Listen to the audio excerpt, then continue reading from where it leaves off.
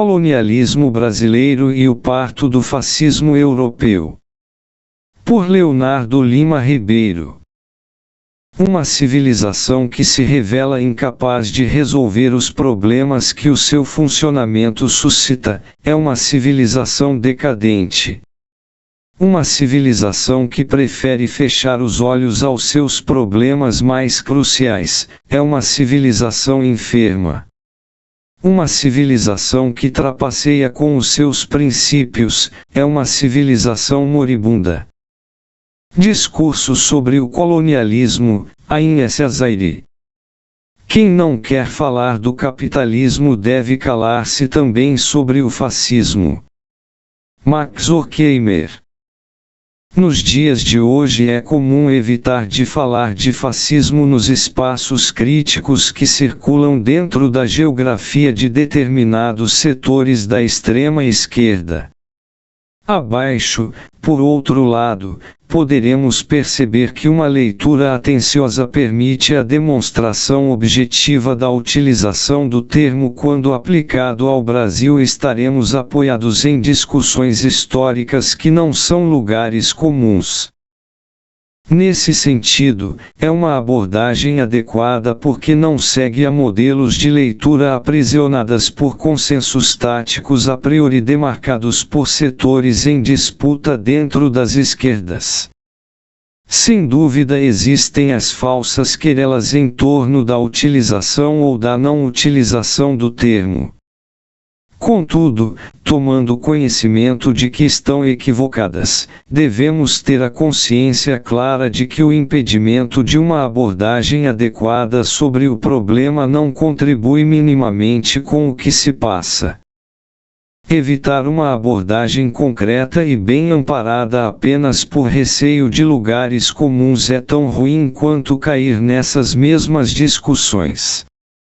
E mais, o que há muito por aí são cúpulas tentando domesticar essa querela e criando muitos impeditivos para tratar do tema. Os fatos históricos e as pesquisas a respeito da correta especificação do tema passa ao largo das querelas e daqueles que se intitulam como donos do tema. Esse tema é necessário, e evitar tratar dele é uma decisão equivocada. Ocorre por receio de se verem confundidos com as alas reformistas que codificaram o bolsonarismo como o único fascismo em jogo no Brasil, objetivando isolar o inimigo com estritos objetivos eleitorais. É estritamente por isso e por outras especificações menores que uma certa extrema esquerda tupiniquim embarga e cerceia o debate a partir de rigor analítico. Em realidade, segue apenas uma tática que virou consenso que mira um oportunismo desinteressado de pesquisas históricas sob o critério da linha de fuga relativamente às frentes amplas e ao lulismo 3.0. Assim, trata-se de jogo de interesses de grupos que acham que quem aborda o tema do fascismo está compactuando com o reformismo. Nada mais nada menos do que uma forma de estabelecer uma censura tácita consciente ou inconscientemente, e que, no limite, impede a denúncia da estreita relação genética do fascismo a partir do colonialismo em solo brasileiro. Tal cerceio permite inferir que, o que se deve falar ou não apenas por conveniências táticas é uma forma puramente arbitrária de dizer mais uma vez assim: se não disser o que eu quero, cala-te. Algo muito comum, ressalte-se, em todas as esferas da esquerda brasileira. O reacionarismo e o cerceamento são em sua generalidade no Brasil. Aqui está, portanto, um motivo importante para abordarmos o tema, ou seja, enfrentar esse cerceamento. Fora alguns casos específicos, Safatli, Jones Manuel, João Carvalho, no campo marxista brasileiro atual é escasso o debate sério a respeito do surgimento do fascismo em sua relação genética com o colonialismo. Por isso, a discussão em torno de se estamos vivendo ou não uma situação fascista tem sido inócua no campo da esquerda brasileira, sequestrada muito comumente por pautas politicistas que giram em torno das eleições, ou mesmo de sua crítica. Precisamos sair desse círculo vicioso. E mais, aqui não se trata, sem dúvida, de apenas afirmar que o fascismo é uma espécie de contra-revolução preventiva do capital mediante contextos de refreio da emergência de esquerdas revolucionárias europeias. Se trata também de dizer que é algo caracterizado pela guerra, pelo expansionismo colonial e pelo aniquilamento, algo que assume nos dias de hoje uma configuração muito precisa no Brasil. O fascismo mira uma fase entrópica do capital para acelerar suicidariamente o desenvolvimento autofágico de si às custas do abismo dos outros, como dirá Losurdo. Também se trata de um Estado capitalista e colonial de exceção que mira um passado ficcionado por povo escolhido e sua burguesia, tanto quanto hipostasiado com horizonte de aplicação violenta de um futuro deles dependente, como diria João Bernardo. Ademais, como enfatiza Poulantzas, esse tema é reforçado por meio de raízes nos lugares em que se depara com um movimento operário e popular débil e com organizações sindicais e partidárias com dificuldades de exercer a representação de amplas bases de trabalhadores. Sem dúvida, os três aspectos acima expressos são pontos nevrálgicos que tomamos aqui como premissas. É então preciso levar em consideração as operações ativas do colonialismo, sem escamotear a sua perpetuação, a do neocolonialismo e outras formas de expressão como parte dos mecanismos endógenos ao desenvolvimento do capital, seus mitos, suas crises, ataques ao mundo do trabalho e desdobramentos na atualidade. Escamoteando esse problema se torna ponto comum a afirmação apressada de que o fascismo é coisa do passado, tanto quanto o integralismo, no caso brasileiro. Assim, é reiterada uma forma de interpretação que toma o fascismo como algo conjuntural aplicado estritamente a uma fase histórica pretérita e repetível. Poulantzas, por exemplo, é contra este posicionamento. Também discordamos dessa interpretação, ao lado de Brecht, Poulantzas e tantos outros. Vejamos abaixo porque, de todo modo, o presente texto se volta especificamente ao caso brasileiro. E seu objetivo é tratar do fascismo como uma consequência lógica que parte do colonialismo, tal como aconteceu aqui e em outros lugares a partir do colonialismo. Uma pequena digressão cabe aqui para reforçar a justificativa da tese não muito nova. Sem dúvida, não é possível comparar a natureza do colonialismo no Brasil e nos Estados Unidos. São baseados em processos completamente diferentes. De todo modo, vale aqui lembrar que não é um mero detalhe o fato de os 10 primeiros presidentes dos Estados Unidos terem sido escravocratas, eram donos de escravos. Também não custa lembrar que, seguindo a gênese dos Estados Unidos escravagista, muitos nazistas tiveram justamente como base de fundamentação prática as manifestações sinistras da KKK, principalmente, dos manifestos escritos por Lothrop Stoddard. Até Henry Ford entra como parte do problema, pois era um empedernido e autodeclarado antissemita, como está evidenciado em sua obra Judeu Internacional. Da mesma forma, cabe ressaltar que o colonialismo é parte do processo de expansão capitalista europeu. Não é possível separar expansão do capitalismo do modelo de escravagismo nas colônias, principalmente aquelas de alta extração de matérias-primas destinadas ao fortalecimento do processo de modernização na Inglaterra e outros países, por exemplo.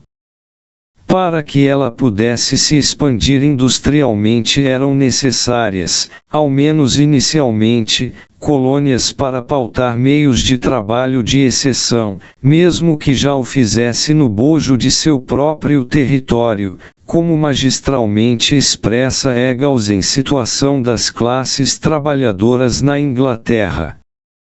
Não por acaso Portugal e Espanha foram financiados pelas aristocracias de potências, como as da Itália, para especularem com escravos em territórios a serem descobertos. O mundo do trabalho formal no norte é complementado por trabalhos de exceção no sul global. Sem dúvida, os países do norte, apesar disso, também tiveram processos de exclusão social e trabalho informal escravagista. Sem o expresso, o capitalismo não se sustentaria com suas operações modernizantes no norte do planeta. E é com base nesse alicerce que o capitalismo se funda e, a partir disso, o fascismo se instaura posteriormente em solo europeu. Nessa toada, vale também a remissão de que a Alemanha tinha como objetivo não apenas destruir judeus e comunistas, mas escravizar eslavos, subjugando os povos do leste europeu. O leste deveria ser o quintal dos nazistas. Eram vistos como gente ímpura, estavam muito próximos da Ásia, eram vistos como povos bárbaros. Deixemos de fora aqui o caso do fascismo japonês em solo asiático. Mas aqui está uma excelente referência a respeito. Ora, o procedimento nazista era semelhante ao que ocorria nas colônias, com os negros, indígenas, aborígenes etc. Não há, portanto, racismo apenas contra negros, mas contra etnias diversas a partir dos territórios que ocupam. Assim, o fascismo em suas formas mais brutais é um modo de colonialismo aplicado em nível interno. Voltando ao contexto brasileiro. O objetivo aqui é ressaltar que esse mesmo problema persiste no Brasil, uma vez que ainda é um país colonizado e, no mínimo, neocolonizado. Conferir como Kruma compreende o que seja neocolonialismo. Ou seja, persiste atravessando a estrutura econômico-política do país. Tanto os partidos de esquerda como de direita são apenas administradores desse processo colonial fascistoide. Em síntese, em função de seu atual poder político-econômico, o Brasil comporta a contradição de ser tanto uma neocolônia ajoelhada aos interesses externos quanto fascista em sua dinâmica social e geográfica interna.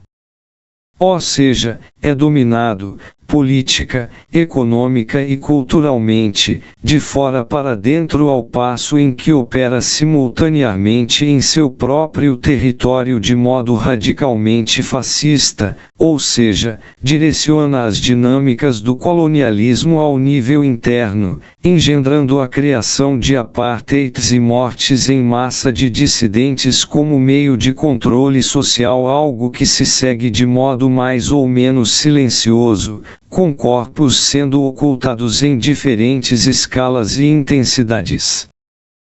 Nesse sentido, o bolsonarismo e seus absurdos são o lado mais radical do fascismo no Brasil. Mas nem de longe o fascismo que geneticamente está originado no neocolonialismo é a ele redutível. E não há nada de absurdo sobre o que aqui está sendo dito. Desenvolvamos com mais calma a tese. Em realidade, o Brasil é um modelo de referência colonial anterior ao fascismo, e que serve de justo parâmetro para instaurá-lo posteriormente. Como já foi dito, o fascismo é especificamente o colonialismo aplicado ao solo europeu, tendo antes se iniciado nas colônias que girariam produtivamente em torno da Europa. Curiosamente, o pai do fascismo, ou seja, o colonialismo, é a base maior das sociedades de instauração absoluta de mercado, a qual inicialmente coloca no corpo dos escravizados a pecha matemática das mercadorias transoceânicas que forjariam paulatinamente o sistema industrial moderno. As máquinas são também lubrificadas pelo sangue que mancha o algodão e os escravos nas colônias, em convergência com o abate de trabalhadores nas fábricas sobrescrito em uma. O Brasil é um país cuja orla é um mar de sangue. Sendo esse o caso, é protagonista no processo de confecção posterior dos Salazars, Francos, Hitlers e Mussolinis. Há fascismo, avant la lettre, no Brasil desde que ele foi iniciado como projeto econômico-político territorial. É um caso de sucesso, um modelo de exportação que migra posteriormente para o solo dos interventores.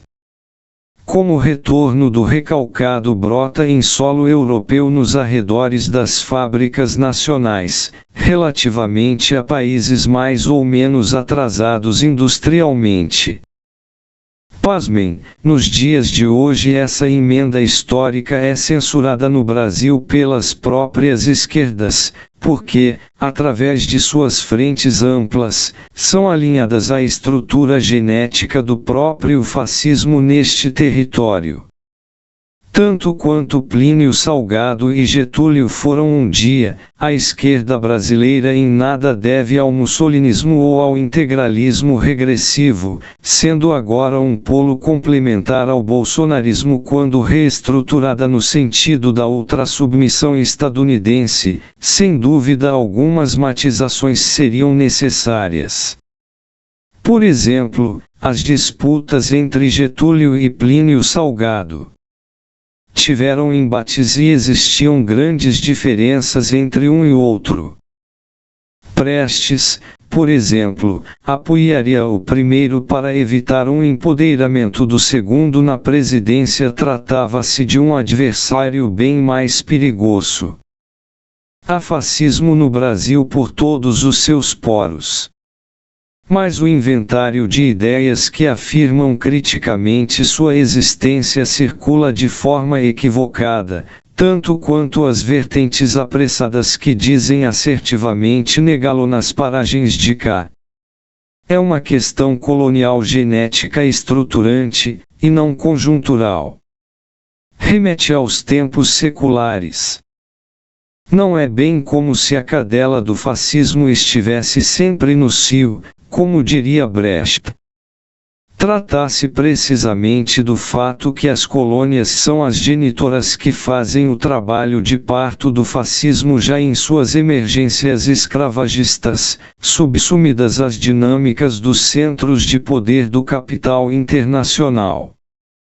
Ao fim das contas, cabe então dizer que quem não enfrenta tal problema genético histórico de frente e o escamoteia está fortemente propenso a se alinhar àqueles que dizem cinicamente enfrentar. Lembrando aqui que, em função da estrutura colonial reprodutível nos tempos atuais, o que temos no presente é uma tensa luta entre correntes fascistas moderadas e radicais, briga de gestores do capitalismo neocolonial submetido ao imperialismo econômico-político. Não se trata, portanto, de uma disputa entre direita e esquerda, a não ser que se deva levar em consideração um fascismo mais à direita e outro mais à esquerda. As pseudopolarizações são em realidade outra maneira de dizer que as alas que deveriam estar interessadas no enfrentamento do problema não querem prestar contas com a história da sombra que persegue e condiciona os atos e as decisões da atual economia política brasileira desde a fundação do país. Os setores em disputa nos dias de hoje são polos retroalimentáveis, tal como os republicanos e democratas no bojo dos Estados Unidos, embora o Brasil seja cão de guarda do primeiro. Há por dentro das instituições uma relação de espelhamento entre os lados em disputa que se espionam. Tal dinâmica perigosa de espelhamento e de atravessamento de um no outro pode trazer consequências inimagináveis. No tocante ao que nos diferenciaria dos nossos verdadeiros inimigos, poderíamos em realidade estar a concluir o projeto daqueles contra os quais dizemos ter um ódio incondicional. Em um país que enterrou sua revolução, o fascismo impera sob a sombra histórica do colonialismo escravagista, com a morte em massa industrialmente produzida. Não é porque é aparentemente silenciosa que não grita diretamente dos presídios, das periferias, das reservas indígenas, dos campos de trabalhos neoescravagistas e nas madrugadas urbanas.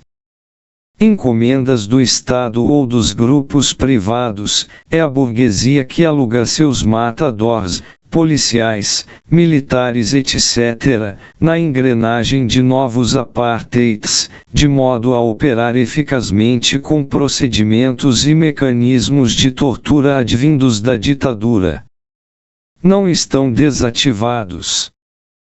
Lembramos que isso ocorre enquanto uma certa elite concursada e burocratizada de extrema esquerda dorme confortavelmente em suas casas, sob a proteção de sistemas de segurança que, ironicamente, são instalados pelos mesmos que aniquilam os que ela diz cinicamente representar. Talvez seja por isso que ela evita falar de fascismo brasileiro na contemporaneidade. O sono confortável e a omissão evidente em relação ao tema são meios de lançar mão da pergunta a respeito do verdadeiro caráter daqueles que se dizem chamar de esquerda.